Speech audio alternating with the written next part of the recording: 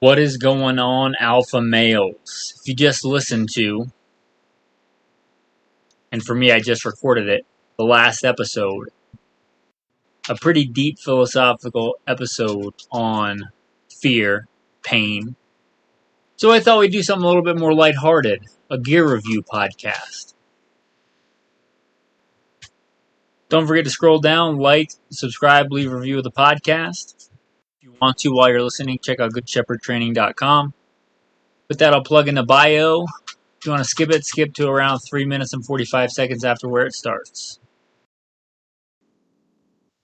First and foremost, I am a servant of God, preacher, a fisher of men. God is number one in my life, and everything that I do in this podcast is no different, and I don't apologize for that. A little bit about me in the background. I grew up, I guess what you would consider a heathen. Didn't grow up a Christian, but I grew up in the southeastern United States, what most would consider very poor. Hunting and fishing and shooting. Joined the Marine Corps at 17, did a couple of combat tours in Iraq. After my combat tours in Iraq, I was an urban warfare instructor for the United States Marine Corps under Mojave Viper. I also served in law enforcement for several years in LAPD. I worked patrol assignments and more specialized assignments, where by God's grace, He got me through some nasty places in this world of war zones and some of the nastiest streets in the country. Not because I am better, because God chose to have mercy on me and had a purpose for me, and I'm thankful for that. After my time in law enforcement, I was a private contractor for federal government, for a 3-letter government agency I won't specify, doing private contracting work. I'm very much involved in guns and gunfighting. I also served in the U.S. Army, both full-time and part-time National Guard. I should say my primary MOS is in both branches of the military or infantry, as of one sort or another. Specialized infantry in the Marine Corps and an MOS that no longer exists. I started competition shooting even before I joined the Marine Corps at 17. I won my first gold medal even before I joined the Marine Corps at 17. I've been blessed by God with the talents He's given me to win more shooting competitions than I can remember. I've won most of my competitions in rifle and pistol, but I've also competed in archery and shotgun and even muzzleloader, knife throwing, hatchet throwing. I've competed in all that. I've also been a professional big game hunter and guide. Like I said, I grew up hunting and fishing and shooting. I've done it to put meat on the table because I like to put food on the table with the talents God's given me. I don't apologize for that. I've done it as a professional hunter and guide. I've slain all manner of beast and guided for all manner of beast. Bear and wolf and elk and deer, mule deer, whitetail deer. I've slain ram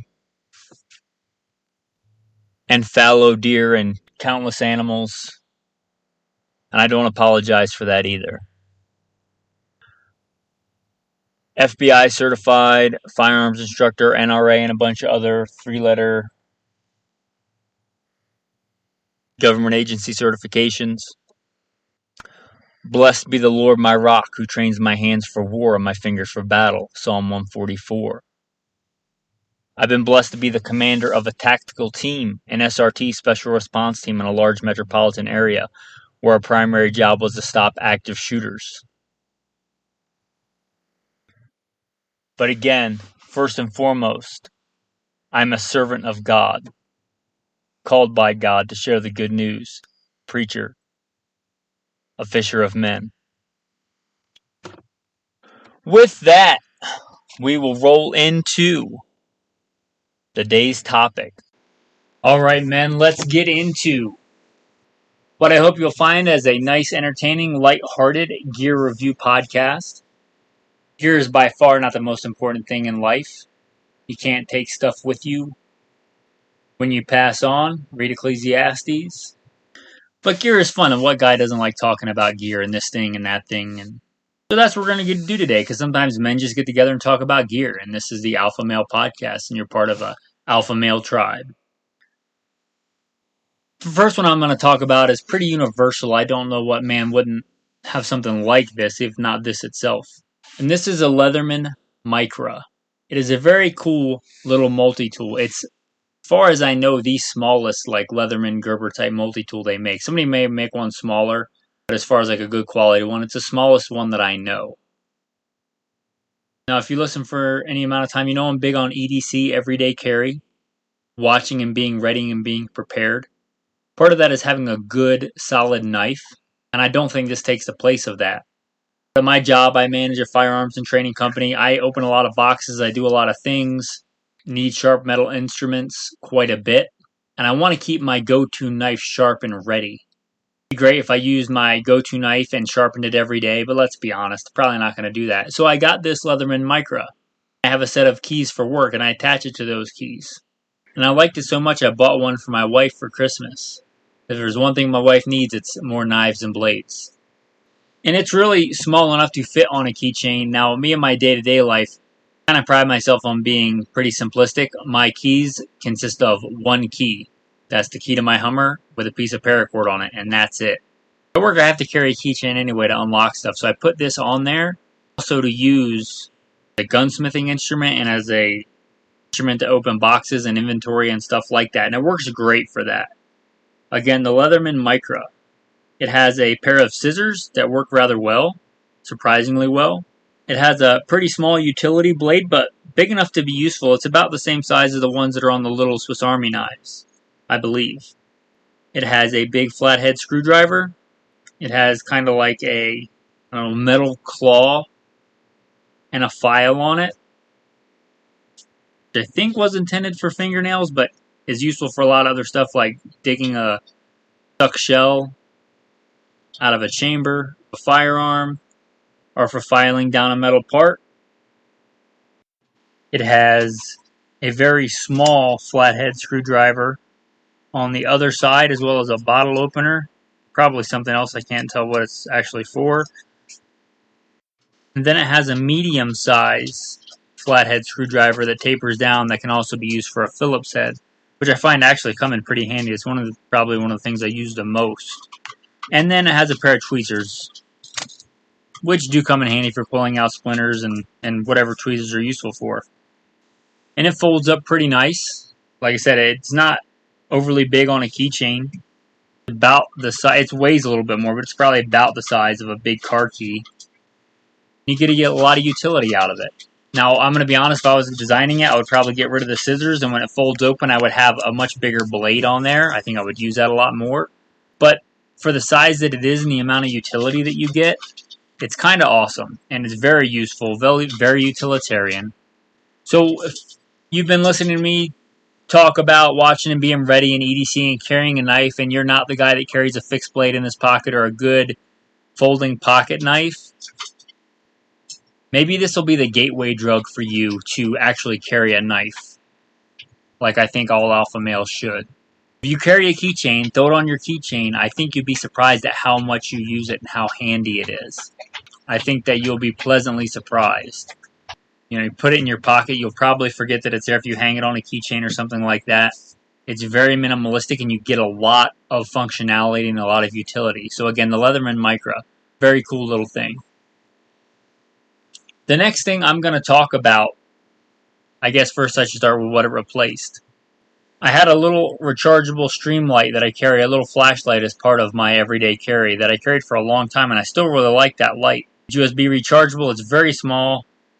The whole thing is actually not much bigger than a AA battery, and good enough for clearing rooms, good enough for stuff like that, for clearing your house at night if you need to. When I was a professional gunfighter, that obviously wasn't my go-to, it was my backup, but it was a fine light and very small. And I didn't get rid of it because there was anything wrong with the light. I loved that it was rechargeable. I used it a lot. But now I live on the border of a 1.8 million acre national forest in a very cold climate in the west and almost 7,000 feet of elevation, or maybe higher than that. And I thought about watching, being ready in survival, especially when it's cold and wet here. You could get into trouble real fast.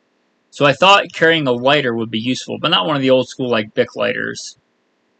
See, I already carry a small ferrocerium rod attached to my EDC knife, but if you've ever tried to start a fire with those, it's much better than like a bow drill, but I wouldn't call it easy and I wouldn't call it certain in the middle of the forest, in the snow, in the wet, in the dark. So that's my backup. This, made by Frog Co., it's a Tesla lighter. Comes in like a little rubber case. And it's an electric rechargeable battery lighter. I don't know if you'll be able to pick it up on audio.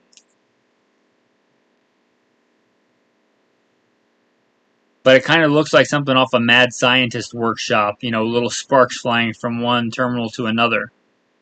And it's really cool, and it also has a flashlight on it.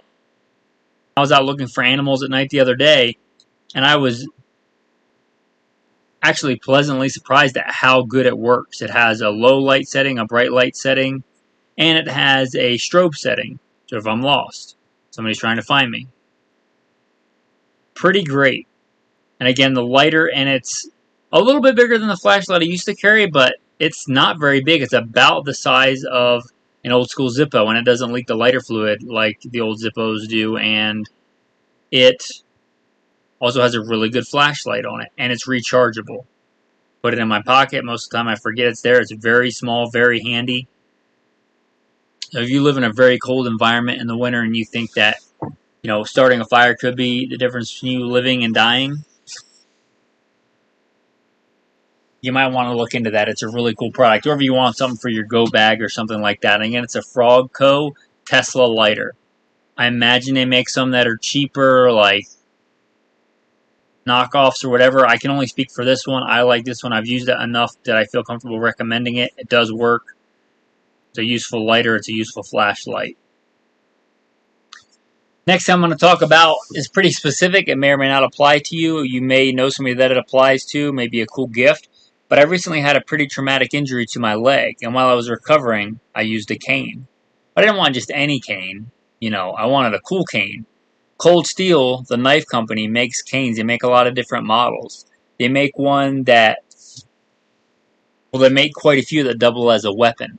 This one kind of has a quasi-looking axe head on it.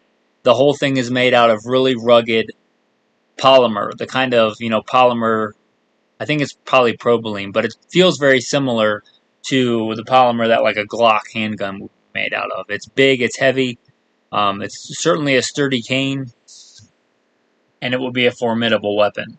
So, kind of a cool product. I'm not going to talk a lot about it because I know that it probably doesn't apply to a big part of the audience. But if you use a cane or a walking stick and you want something that will make a decent weapon, they make a couple of different models. They make one, the one that I actually wanted was called the Blackthorn, but they didn't have it in stock. By God's grace, I didn't need a cane for that long, so I got the one I could get. But I think a very cool product. The next thing I'm going to talk about is a K-Bar TDI. These are kind of a series of knives. There's a lot of knives called the TDI. I got one, I tested it, I tried it, I decided it wasn't going to work out for me. Just in the way that I carry and my body shape and things like that. If I'm wearing like a war belt in general, my go-to has been a push dagger. I really like that. And then I carry a regular fixed blade knife for a working man's tool and for a secondary defensive tool. Or I guess a tertiary, my firearm would be my first tool. But if you wanted kind of a knife that was quasi a push dagger and quasi a good utility useful knife, and you want it all in one small handy fixed blade knife, I think the K-Bar TDI is kind of where it's at. Unlike most traditional knives that have the handle and the blade, they're in a straight line, these are kind of bent at a 45-degree angle. Which kind of makes it useful as a push dagger, and the reason I like push daggers is a lot of my hand-to-hand combat experience and training is just punching. And that's kind of my go-to. Even when I was a cop and I had other tools, generally punching was my go-to thing. And a push dagger just takes that and multiplies that force and makes it far more lethal. The TDI does that, maybe not as effectively as a push dagger, but it gives you a lot of extra utility as a regular knife as well. So like I said, if you wanted to carry one thing, one small fixed blade that would work for both those roles, I think it's worth mentioning. Even though it didn't work out for me, I know that for a lot of people it would be a great choice. They make them a couple of different sizes and make them straight edge and serrated. They even make like the astronaut model, the Space Force model, which is super cool. If you plan on punching aliens in space, you might want to look at that one. But anyway, the K-Bar TDI is a really cool concept, I think worth mentioning. I might do a whole episode on this, but kind of the theme, it'll probably be in Gunfighter Life. If you're not familiar, we do another podcast called Gunfighter Life. But kind of the theme for me this year is going back to basics, going back to the fundamentals.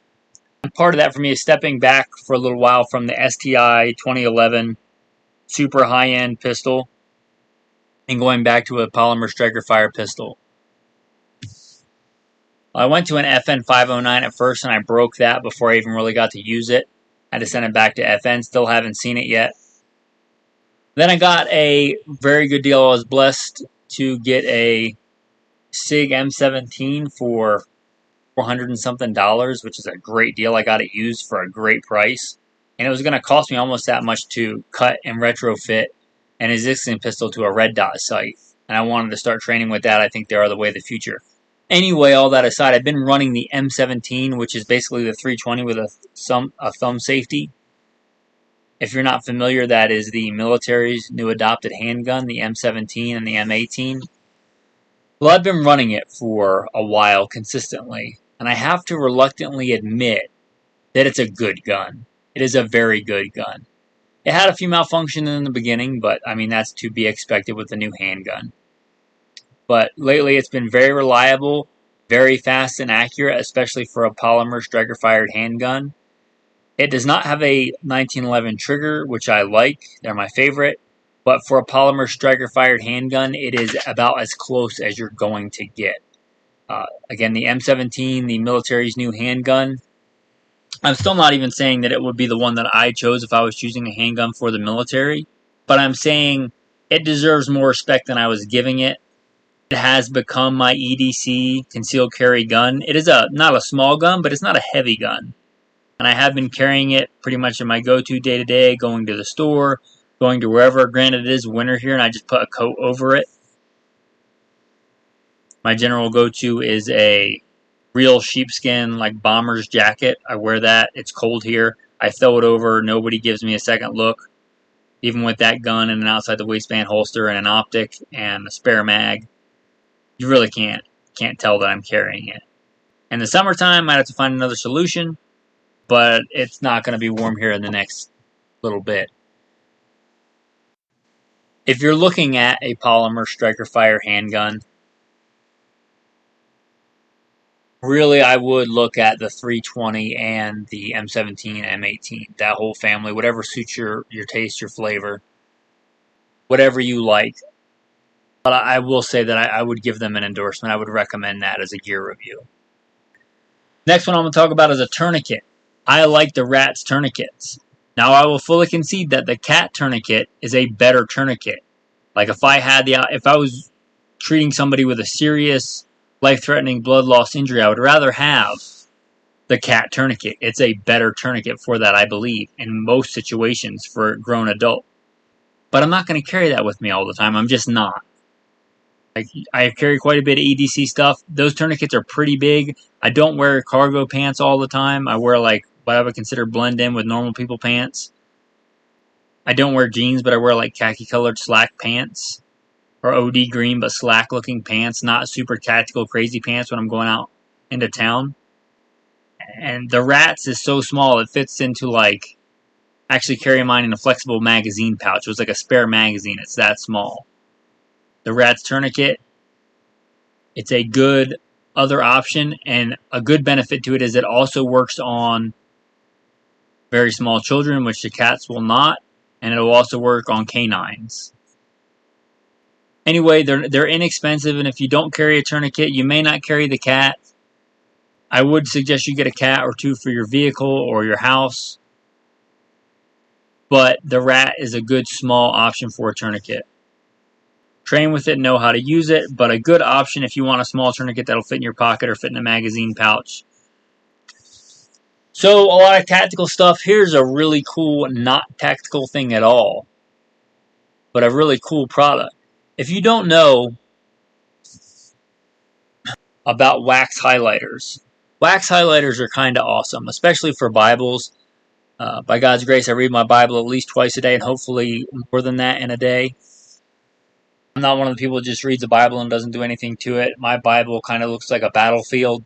There's marks on it. There's pen written in it. There's notes written in it. There's all manner of different color highlighters in it. And wax highlighters are awesome. They don't bleed through like other highlighters do. In my experience, they don't get super dingy looking like your classic yellow highlighter. They're like a wax. Think of like a crayon, but they're not opaque like a crayon. They're more clear and bright. But the wax highlighters, I've used 2 different brands, I think, and both work good. But just a heads up to know there are the wax highlighters, and they work really well.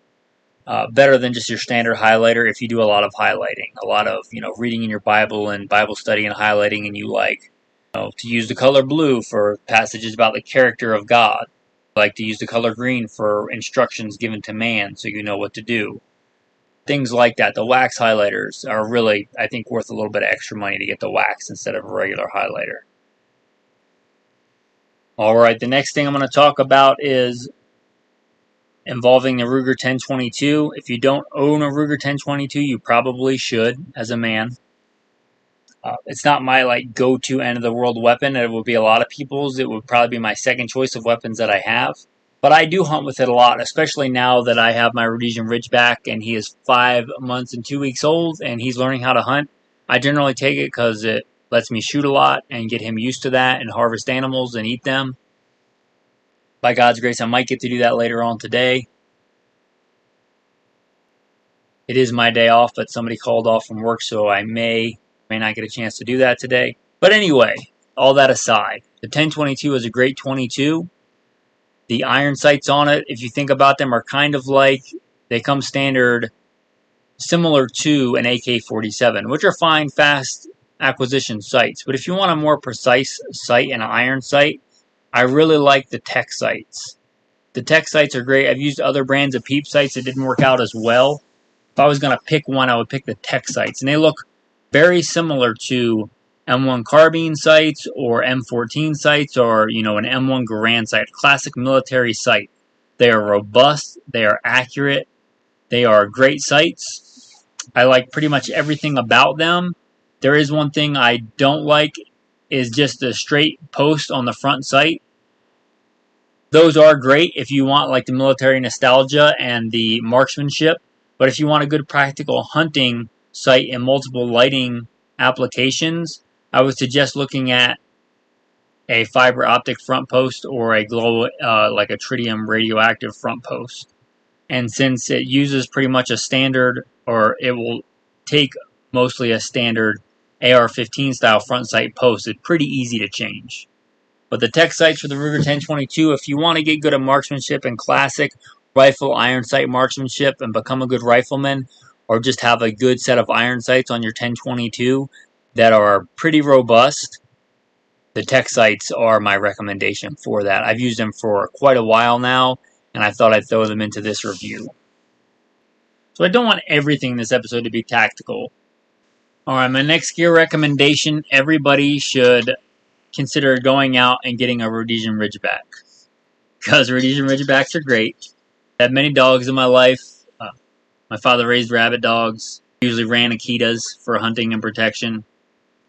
But I recently got a Ridgeback, and he is by far the best dog that I've ever had. I don't say that lightly. I've had a lot of good dogs.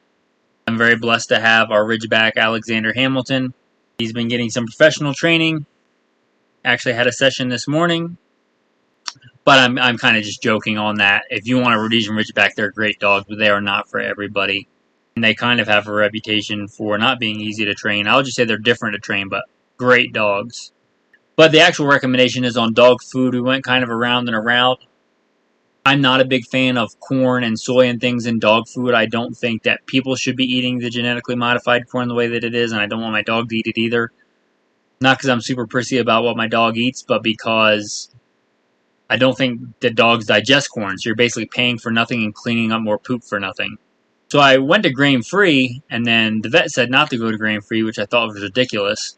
But I looked into it, swallowed my pride, and I guess there is some legit research that grain-free food has some other stuff in it, some kind of legumes and other stuff that aren't technically grains, but something in there greatly increases the risk of dogs' heart problems. Like, not a trivial amount, a legit big amount of heart problems with grain-free food. So what I had her puppy on, so I took him off of it. We had some trials and tribulations in dog food for a little bit.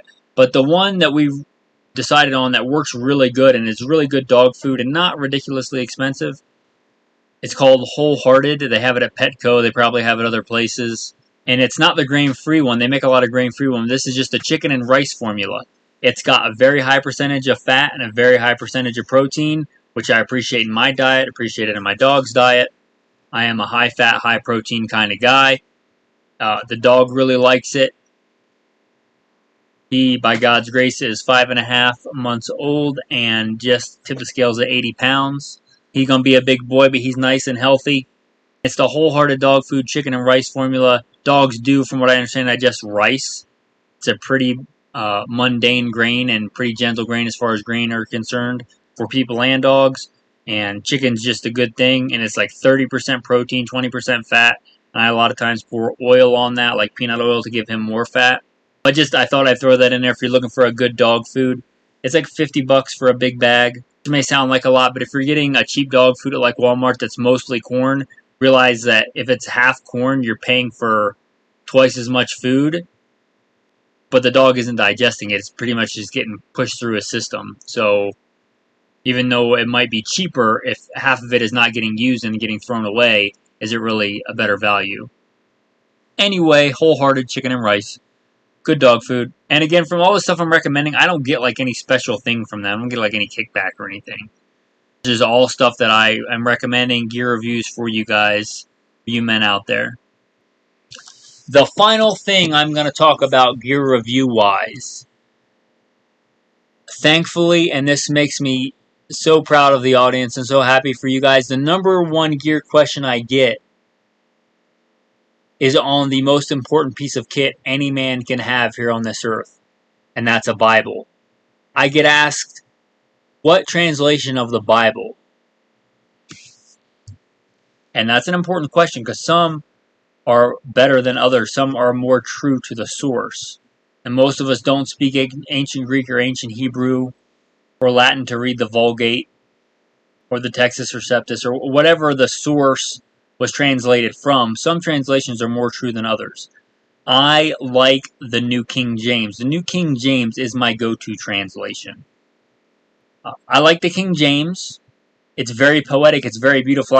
If I'm reciting like a psalm or something and I want it to sound beautiful, Old King James is beautiful.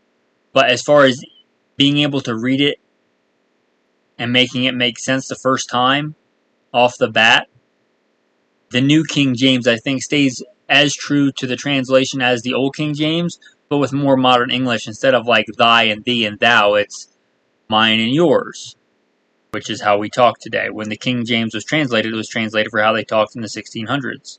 Or I think the 1600s is when it was translated. But we generally don't talk like that anymore. I still like that translation, but my go-to is the New King James.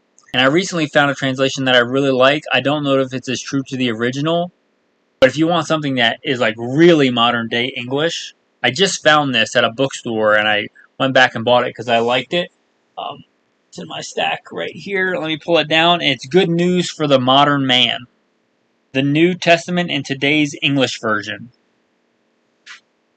Now, some passages that I'm used to in the King James, New King James, I really like them better in that. But if you just want something to read that makes a lot of sense, this, or maybe for somebody that has never picked up a Bible and wants it to make sense in today's English, I like this translation.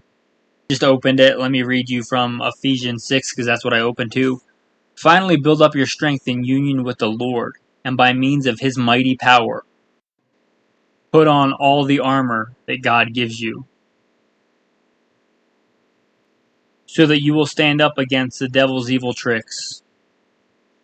Again, a good, more modern, even more than the New King James modern translation.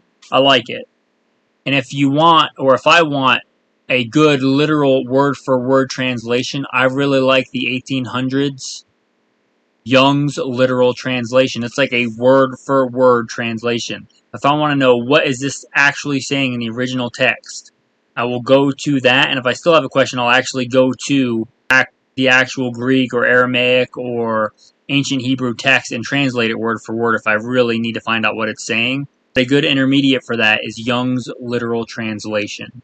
It's a great translation. I wouldn't sit down and read it if I was going to read, like, let's say I was going to read the entire book of Romans today. It's very hard to follow because word for word translation means that. And sentence structure is different in ancient Hebrew than it is in English. So it's not hard to understand, but it's hard to read like large volumes because it's not in the same order. But Young's Literal Translation, I think, is a good go-to, and you can get it, Bible Hub or whatever on your phone. It's a translation that's on there. It's a good translation if you want to know literal, word for word, letra por letra, what it's saying. So I appreciate you guys asking me that, and it makes me proud of the audience that that's the number one question that I get, and I thought I would. Feel free to ask me questions about the Bible or any other questions at goodshepherdtraining.com, but I figured I would just lay that out there. New King James generally is my go-to, and the other translations for the other special purposes. With that, guys, I want to say thanks for listening. Again, if you like this message, if you like this podcast, you found it entertaining, you like being part of the tribe, stand up and declare that you're part of a tribe. Scroll down, leave some stars, leave a review of the podcast so other people can see that you approve of the podcast. If you want to go to goodshepherdtraining.com, you can go there, check that out. There'll be pictures and stuff on there. If you want to go to the Patreon page, some of the Patreon stuff is open to everybody. You can see different things, different pictures if you're a visual person. A lot of that is just for the patrons, the people that help support the podcast. Obviously, the link's on there if you want to become one of those for the fraction of the cost of a box of ammo. If you have it in your heart to give, give, and if not, don't. And don't feel guilty. Don't do it out of fear. Don't do it out of shame. These podcasts are free to listen to, and I like it that way. They're not free to put out, sadly. So, again, if you have it in your heart to give, give, and if not, don't feel guilty about it. Also on there in Good Shepherd Training, there's some merch if you want to fly the banner. Pretty cool coffee cups to say Alpha Male. I'm very happy with mine. Not as happy as my wife is because she kind of commandeered mine, but very cool coffee cups. Perhaps I should do a limited run for women that says, my man's an alpha male. Because my wife really likes the one that we have now, the Alpha Male coffee cup. Also, some t-shirt stuff on there. Didn't really do that as a money-making scheme. More just so you guys can have something to show your support for the podcast and fly the banner of the podcast. I thought it would be pretty cool. Again, your one-stop shop for all that's goodshepherdtraining.com. As a thank you for staying tuned to the end of the podcast, I'll throw in a tactical tip, and I've been doing a tactical verse is what I'll call it for lack of a better term. This one's going to apply. We talked a lot about gear today. This is a really cool resource. Again, I don't get anything from these guys. I don't know that I probably have bought ammo from them at some point. I buy a lot of ammo, shoot a lot, as you could probably tell.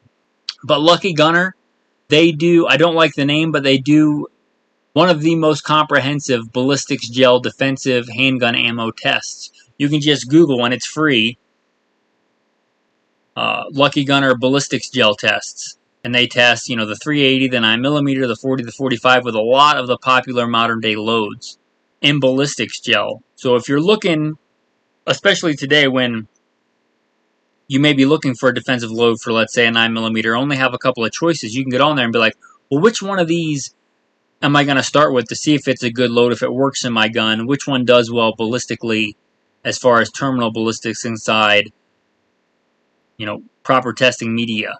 And I think for a one-stop shop for a good quick reference guide for that, the Lucky Gunner ballistics gel tests. So that's a good tactical tip. I'll throw in a quote of the day as well. I think this might come from Patton. I wasn't there. I didn't hear him say it. But he who sweats more in training bleeds less in battle. It's a good quote. And I would encourage you, if you're listening, to read and memorize Psalms 91. But a good part of that psalm is, I shall not be afraid of the terror by night, nor of the arrow that flies by day, nor the pestilence that walks in darkness, nor the destruction that lays waste at noonday. 1,000 may fall at my side, 10,000 at my right hand, but it shall not come near me. With that, men, thanks for listening. Get out there, be strong, and prove yourself a man, and have a blessed day.